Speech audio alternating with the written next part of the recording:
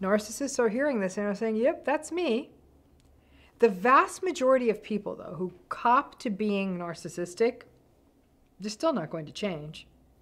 In a way, it's like someone saying, yep, I'm messy, that's me. If you want to be with me, then you're going to put up with socks on the floor. It's an age-old question. Yes, we've taken it on in part in the past.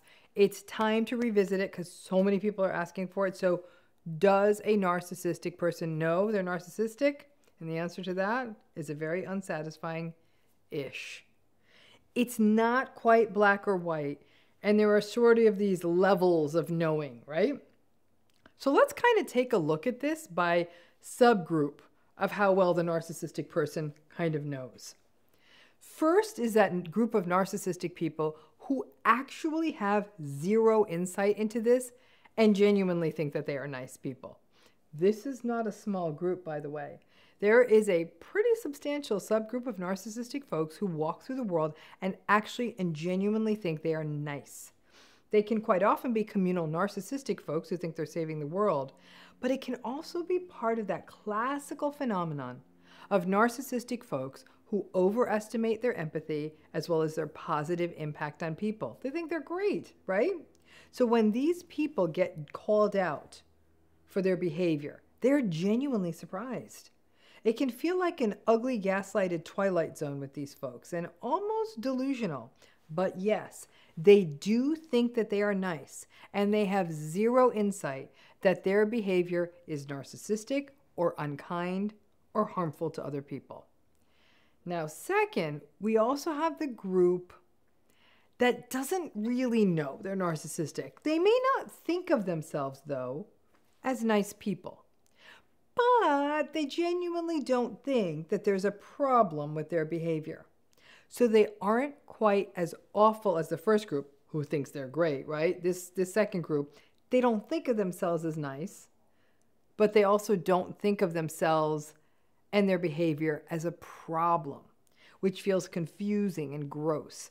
They represent the sort of classical narcissistic pattern of having very little self-reflective capacity, but they aren't so uninsightful or delusional as that first group that thinks they're great. But they also don't think of themselves as bad, and they definitely don't think of themselves as narcissistic.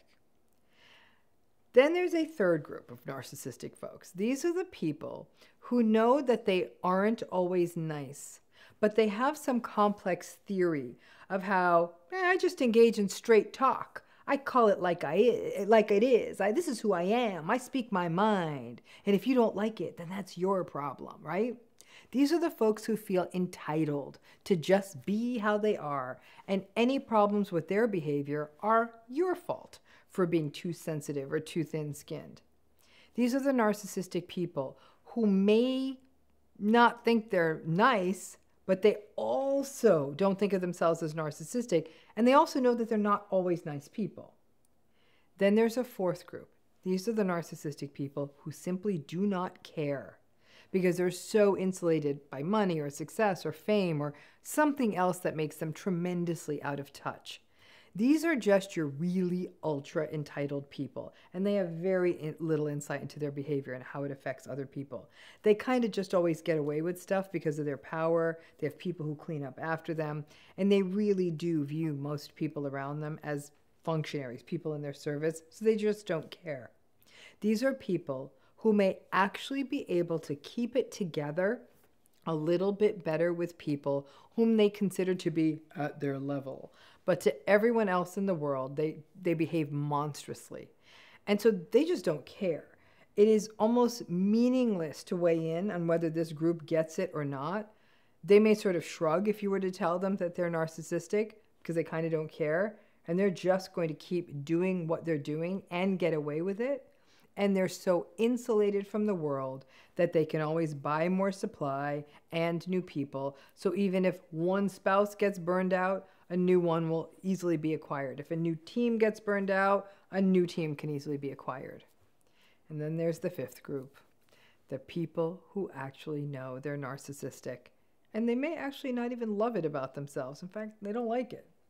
They're able to see how their narcissism, their behavior really is wrecking their lives, and they may be those rare unicorns that are trying to get help, but they still keep making mistakes and may even get frustrated that people are asking too much of them.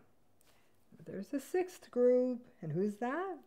Those are the people who know they are narcissistic. They know it, and they don't care. They may even go so far as to say, yeah, so what if I'm a dick? I'm a richer dick than you. Or they may rant on about, I'm not doing all of this sensitivity BS. You have to be tough to be in this business, and that's how I am. I'm tough. I don't care what anyone thinks. Now, we may see this kind of callous exterior in more malignant narcissistic people, where they are more defiant in terms of simply not caring how other people view them. These are the narcissistic folks, this group, who behave badly, feel entitled to their behavior, and then hire publicists and crisis management companies and attorneys and throw money at it to clean it up. So, the basic kind of math on all of this, in these six groups as it were, is the more a person, a narcissistic person, knows that their behavior is a problem and has some awareness that they might be narcissistic, the greater the likelihood that they might be able to make some change. And that group, winner, group 5. The group that knows and doesn't like their narcissism and it sees the messes that it's causing in their lives. That group still struggles when they are stressed or disappointed or don't have enough supply, and they can get quite brittle and lash out and be angry and reactive, but they may still sometimes apologize. I wish it was as simple as do they know or do they not know they're narcissistic. There are levels of knowing, and the likelihood of anything shifting in your relationship, anything improving in your relationship, or even just how bad it feels may relate to what that other person knows and how they feel about it. And at some level, it doesn't mean a thing if they get that they're narcissistic or not. It really comes down to how they treat you. And in general, I think we can bet on the likelihood that it isn't going to be good. So when you wonder, do they get it? Different levels. Sometimes you meet that level 5 person. I've met that, say group 5 person. I've met that person. I've met them in my practice. And I see it, and it's actually kind of a bumpy path because it's a terrible way to have to go through life. But I've also seen the others who know they're narcissistic and don't care. And I've seen the ones who walk around the world saying, I'm the nicest guy there is, right? You're thinking, you really believe this? Delusional. So again, it's not that simple, but it can help to understand that there are subgroups here. It can also illuminate why you may be having a very different experience in a narcissistic relationship than someone else. Before we get to that, some of you may even be thinking, oh gosh, I wish somebody had told me that they were a narcissist from the jump. That would have been a useful piece of information. But I've heard from a lot of you who said, you know what? The person who's the narcissist in my life, they actually kind of came right out and told me I'm a narcissist. And it does happen. It actually happens more than you think. And it's happening more and more as there's more and more sort of online content about narcissism, and there's more attention about it, and more people are writing about it and talking about it. Now, when a person tells you this, hey, I'm a narcissist, in some cases, they aren't. But I hate to say it, in many cases, they actually are. And in some ways, and you're going to see when we talk about these 5 ways, there's a little bit of swagger they get from doing this. Going back to this point, though, I'm making that there is more and more being talked about. How do you break up with a narcissist? How do you avoid dating one? You know, recovering from a narcissist. And it makes you wonder if they're kind of getting off on that. So number 1, the number 1 reason that they might tell you they're a narcissist right from the beginning is to play on being hard to get and to play on you trying to win them over. They might think, I'm a narcissist, good luck charming me. And it may really set this precedent of they're sort of someone so kind of psychologically tricky and slippery that it creates this intrigue that early in a relationship, someone might think, oh, really? You think you're a narcissist? I got this. I got this figured out, and I can master you. Remember, narcissists love the chase. They love chasing, and they love being chased. And it's the being chased part that they actually wish would last forever. They may chase you in the beginning because they like winning, but they do love being chased. The number 2 reason is what I'm going to call posturing and power. It's as though they're laying down a challenge, and it gives them an upper hand from the beginning of the relationship, as though that they think they're all that, and that they are attempting to set sort of this dominance hierarchy in this relationship. Listen, I'm the narcissist, so I'm the one who's powerful. I'm the one who is on top of it.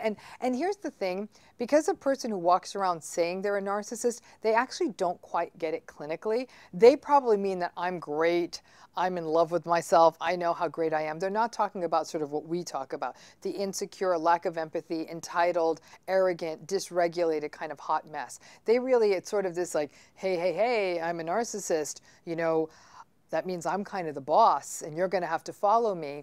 And I think that some people might be so cowed by that. And especially if the person saying they're a narcissist brings some other value added to the table. They have a lot of money or they're very attractive. They may be able to get away with that. Number 3, arrogance. Now this is similar to the point that I just made, the sort of power one. But it's almost as though they're setting down this challenge like, yes, I am a narcissist, and so what? I have the goods to back me up, so I can be this person. And there's this real sense of arrogance of like, I'm that great. I remember once working with someone years ago, and her husband was a surgeon. Like, I'm a great surgeon.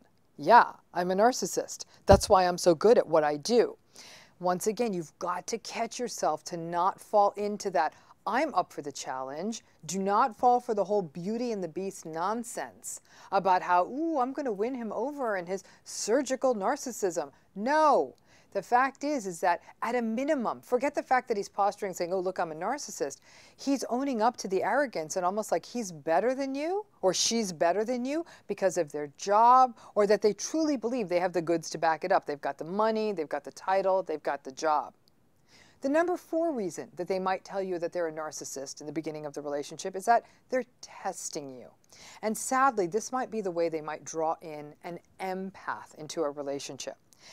But testing you is like, will you stay despite them making that disclosure? Now, a sane person would step away if somebody said that they were a narcissist, but a rescuer or an empath may stick around and fall into the idea of, oh, they have insight, they're admitting it. So maybe I can help them get to the other side and I could try to save them or I can win them over. They know that this is posturing, and in a way, it's an interesting test that they're laying down. Because what in essence they're doing is saying, if I tell them this, then it seems like they really are someone I can tell these sorts of icky things to or uncomfortable things to, and they're going to stick around. And you can see how it might set an interesting precedent. And it might be sort of their little empath test to see, is this person going to put up with my stuff? They lead with being a narcissist and you stick around? Yeah, you probably are going to put up with their stuff. So that's one thing they do. It's a bit of a test. Now, number 5, they do it so you'll excuse their behavior. Telling someone you're a narcissist in the beginning of a relationship is almost like issuing a disclaimer. Hey, I told you I'm a narcissist, so you need to deal with my behavior. My behavior isn't going away. It's as though they believe you signed a contract and in essence that you signed off on their BS. And this idea that I told you, it's like at the beginning of a relationship, if someone says to you, hey, I told you I work late a lot. Hey, I told you that I don't like small talk. I told you I don't like family gatherings. So when they open with, hey, I'm a narcissist, and you fall into one of those other traps I just talked about, and you think that you can sort of fix this through your love, or you can rescue them, or, oh, isn't this great? They have insight. And this 5th point I'm making is that you might then back yourself into a corner, and then a few weeks or months or even years down the relationship, they may very well turn around to you and say, what are you getting so worked up about? I told you I was a narcissist. I can't be bothered. I don't care. And because of all those other points I made, the challenge and all that other stuff, you've in essence walked into this thing where now they're forever going to issue this excuse. And the one thing we do know about narcissistic abuse is once you're in this relationship, you start getting confused, feeling upside down, experiencing the self-doubt and all of that. Now, here's the other thing to remember. about narcissistic abuse. Somebody telling you that they're a narcissist actually doesn't help it go away or make it better, because you're still enduring the gaslighting, the invalidation, the negating, the lying, whatever it is that their sort of narcissistic game is. Those things are happening.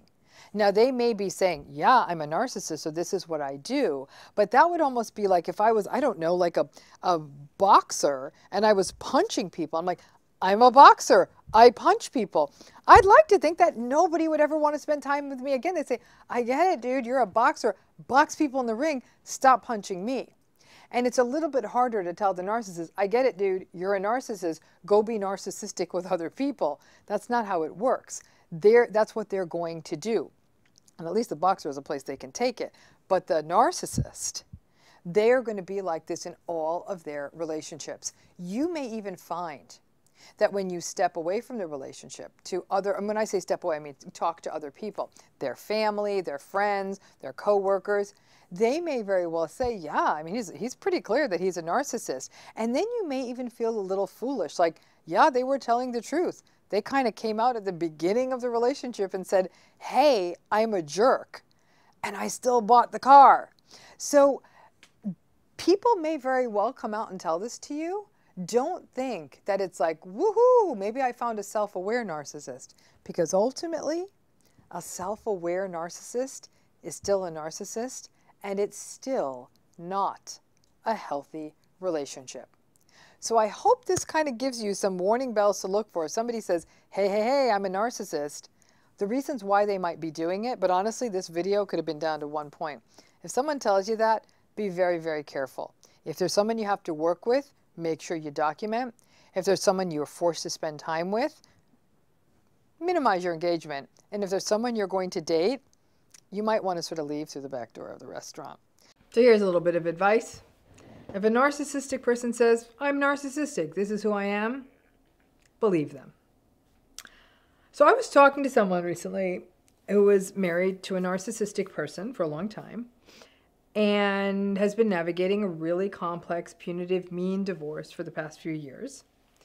There's lots of verbal abuse, financial abuse, criticism, humiliation. The relationship would run hot and cold. You know, there'd be those confusing so-called good moments interspersed. They did have kids. And he claimed to be like, he's like, don't worry about the financial stuff. I'm taking care of all the financial stuff because I run a business and I understand it, which is really narcissism code for I am setting up this money in a way that if you'll be screwed if we ever split up. So you know that drill. In this relationship, it was a lot of trauma-bonded patterns. And she acknowledged that if he just did one good thing, even one good thing happening in a month of bad things, was enough for her to doubt herself. Lots of people liked him. He was a real sort of pillar of the community type guy. His family, though, had also welcomed her into their midst.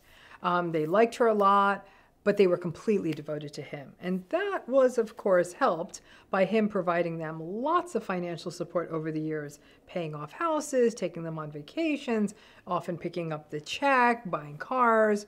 So even though it was very clear that they would register and see his behavior, and especially his very dismissive behavior and unkind behavior towards his wife and towards the children, they sure as hell were not going to cut off the gravy train, so they would sort of look the other way.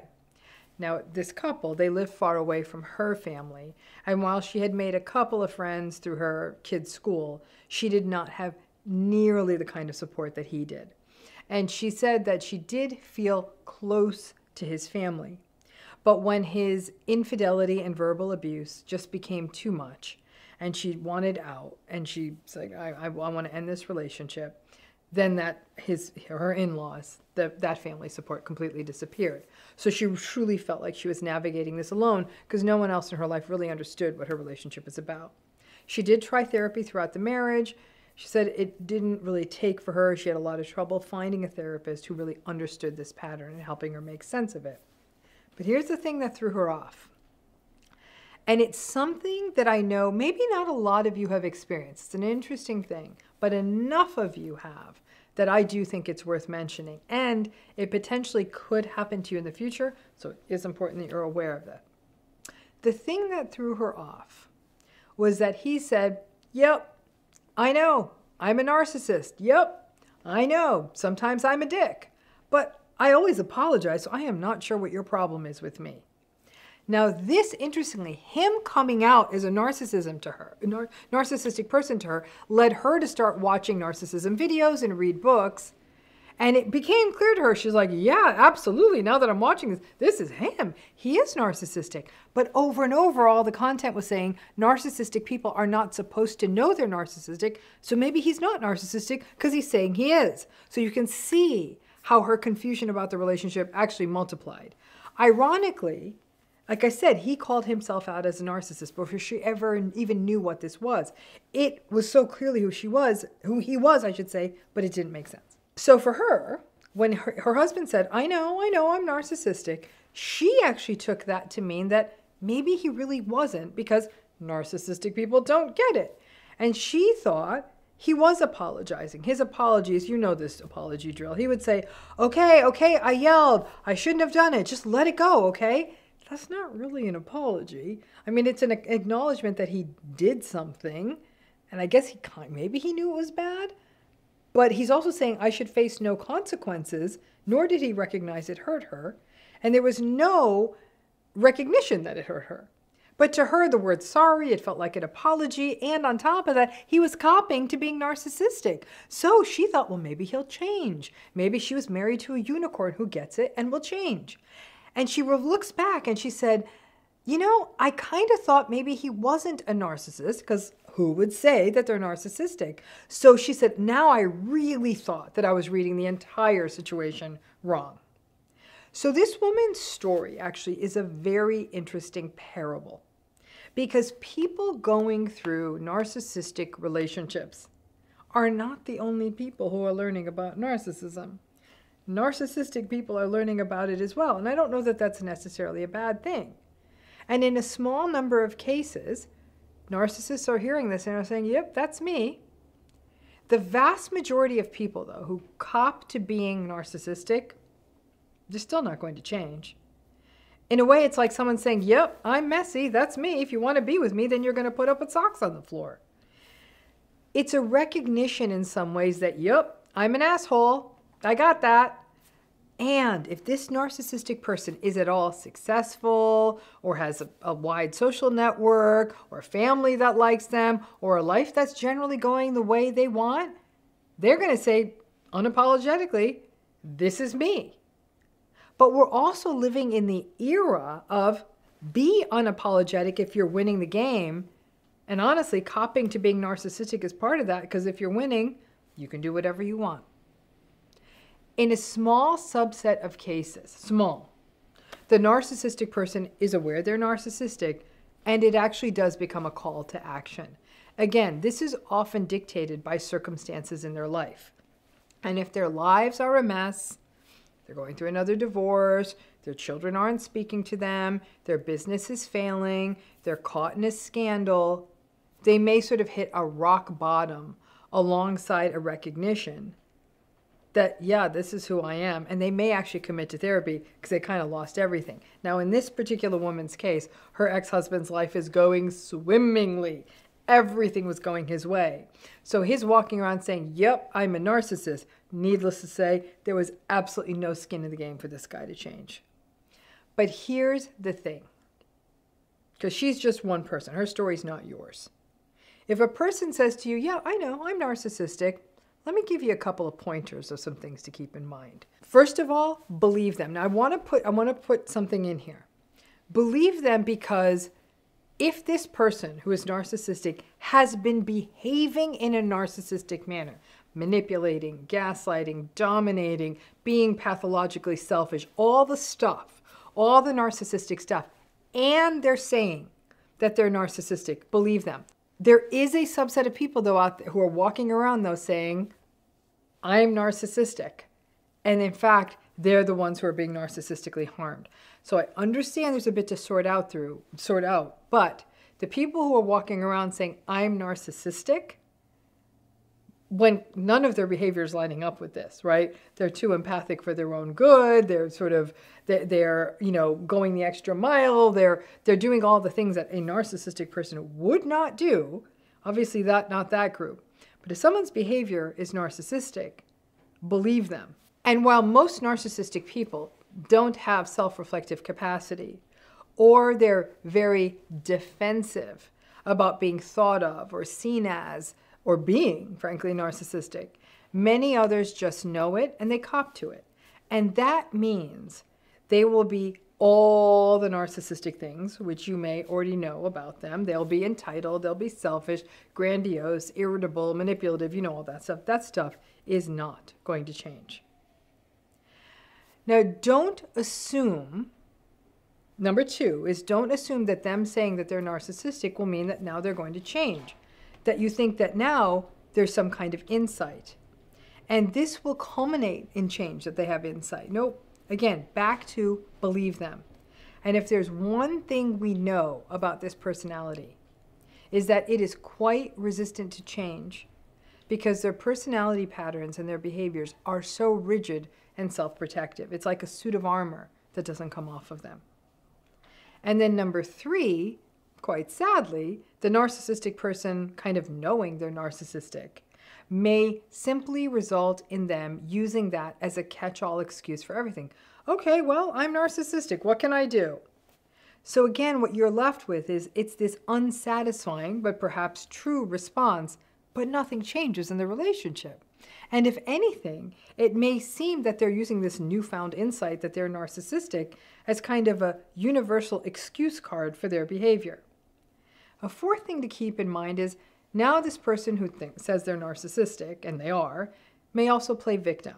They'll say, oh, okay, yeah, I am narcissistic. So do you know how hard stuff is for me? As though they are the only ones suffering.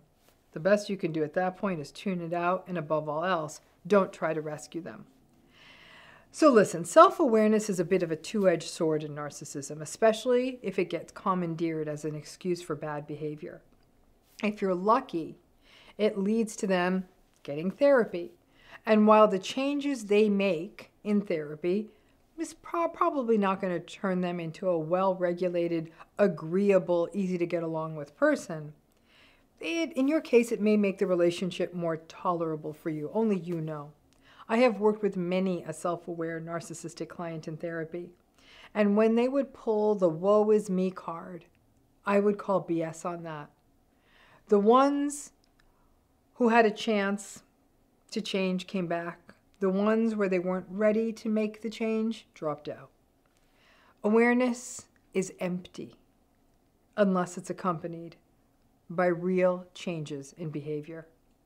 But above all else, don't let their newfound insight that they're narcissistic throw you off. So, as I do, I was reading about a man who was notorious in his industry for being a cruel and awful and abusive boss. And there were all kinds of allegations of mental cruelty and emotional abuse and, throwing stuff around the office and humiliating those who reported to him. He is also, frankly, one of the most successful men in his industry. But times changed in the period of this person being abusive, and abuse became a little less tolerable in the workplace, or at least not tolerated, and technology meant that there were more ways for people over time to also connect with those who had been abused before them. Think about it. Back in the day, frankly, even when I was younger, if you had an abusive boss, there really would be no way to go back and find other people who had worked there or who had had these stories. That's changed. Listen, even in the work I do, the consulting work I do, I've even had the opportunity to talk with people who had been abused by this guy. That's how wide a net of abused people this guy had left around the world. It was bad. But the leaders in the field, not surprisingly, all enabled and emboldened him because he was a genius and he always got results. Listen, I've done other videos on this YouTube channel about the whole idea of the genius excuse. If what you do in the world is impactful or good or geniusy enough. And it is amazing how much a person can get away with other people, or even in the world of public opinion, if they're considered to be some sort of visionary or innovator or genius. So I'm reading this article about this genius yet abusive man. And because he got in trouble for what he did, he dropped out of his industry for a while, Apparently he went to therapy, or so he said, and I have no doubt that he had access to the very best therapy and therapists out there because he has a ton of money. What is interesting is that in his, in this article, at least, again, in his therapeutic work, he says that he started understanding through therapy his why. And I thought this was worth sharing. Because honestly, isn't that what all of us who go through these narcissistically abusive work relationships, isn't this what we're desperate for? We want to ask them, why did you do this? Were you even aware you were doing this to me?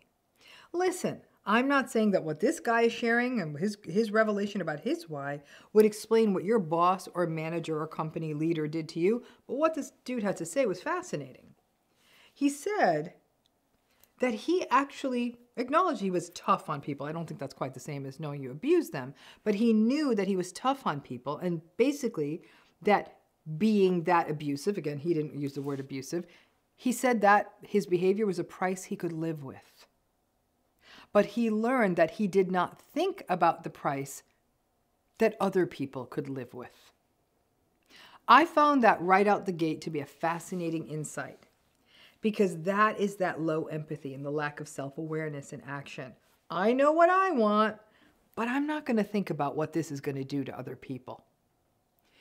He goes on to say that what he was doing professionally, at the level he was doing it, at the level of excellence he was doing it, and I'm quoting him, this is exactly what he said, it's quoted in the article, requires a level of narcissism. And then says that you kind of have to believe that what you're doing, and I guess what he meant are doing, is better than other people. Again, I found it interesting because it is very likely that at least this one particular guy had evolved in what we could call a self-aware narcissist who will still hold perfectionistic, exacting standards and believe that his work or his art that he knows he is better at than other people, and his track record supports that, means that you do what you got to do, but that now he's had to learn the rules of the world and other people, largely so he wouldn't get into trouble. But what I hear there is that I get that I can't be hard on people, but this work and the way I do it is important, so I kind of should be allowed to be hard on people. But I can't do that without getting in trouble, so I won't do that, but I should be allowed to be hard on people. Self-aware narcissistic folks in the workplace are actually quite interesting. You can see that they know what the right answer is in terms of behavior. And it's almost like painfully watching that a team of horses in their brain is holding them back from saying or doing the bad thing that they feel entitled to do, but the company can't afford it. It means that these self-aware narcissistic people can often get quite depleted quite quickly. I mean, once upon a time, they just raged and screamed and yelled and abused and threw things and did what they want. But now, if they do get caught out, and whatever consequence, and then they get some help, and then they come back, yeah, they are playing with new rules.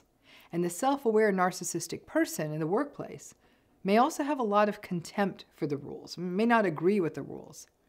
They will sneer at them. They will honor them because they have to, but not the spirit of the rules. They follow them so they can get done what they feel entitled to, what they should be able to get done. They aren't being nice to you now, or non-abusive, really, because they think well of you. They are being nice to you, or like I said, marginally respectful to you, or not abusive, so they don't get into trouble. There's a difference. I have talked with and consulted with lots of people who have navigated toxic bosses like this very one in the article. The funny thing is that we often hear the stories of the bullies, but less so do we hear the stories of the people who are harmed by them. Because let me tell you what happened to those folks. Many of them left an industry they dreamed of working in, or jobs they actually liked and believed in. But to be in the job took too vast a toll on their mental and physical health. So while the self-aware narcissistic person was a one-person wrecking crew, and then through therapy becomes a sort of kinder, gentler, but still as entitled and contemptuous version of themselves, the folks who worked with them don't get the second chance. They don't get the apology. They don't get to start again. The narcissistic person really was not harmed by what happened. Maybe they were shamed, maybe they felt a consequence, but they were not harmed. Again, there is a difference. I have witnessed many a career of a promising person crushed under the harm of a narcissistic boss. And the boss may have been a mentor, or it might have been the first boss that a person got out of when they got out of school. A boss, someone was initially honored to work for because that boss was a hotshot or a visionary or a genius. And what happened after that, though, squeezed all the love out of the game, all the years of training. These are people who sometimes spent years getting education or training and then left the field altogether because just having to work under those conditions and keep trying to do that kind of work is overwhelming, especially since narcissistic bosses can be quite vindictive. This guy's insights into himself, the one in the article, were actually quite fascinating to me because I do believe they apply in many of these cases. The whole, I know I was an asshole. The therapist likely helped this person see that. And then the person says, yeah, I know I was an asshole and that was not okay, but it was a not okay I could live with because the work was so important. In other words, the work was what was important, and the people were disposable. There may be people out there listening to this, and I know some of you are thinking, well, if their work is transformative or important or brilliant, then maybe people do get hurt in the making of it. But then the world gets the innovation, which sucks for the people who got hurt, but yeah, sure, the world gets that innovation. But I firmly believe that innovation can happen without cruelty, dismissiveness, and devaluation. But what the hell do I know? That whole mindset, I know what I want and I'm going to do whatever it takes to get it, but I'm not going to stop and think about what this is going to do to other people. That's not a mindset just restricted to the office or the workplace. It is every narcissistic relationship. But it is a reminder, too. The narcissistic person knows at some level that there is a price being paid by others for whatever it is they're doing. But they do what they're doing anyhow. That price, even though it's other human beings, feels like an acceptable opportunity cost. Which all makes sense until you and your feelings and your mental health and your life are the price that is being paid. Thanks again.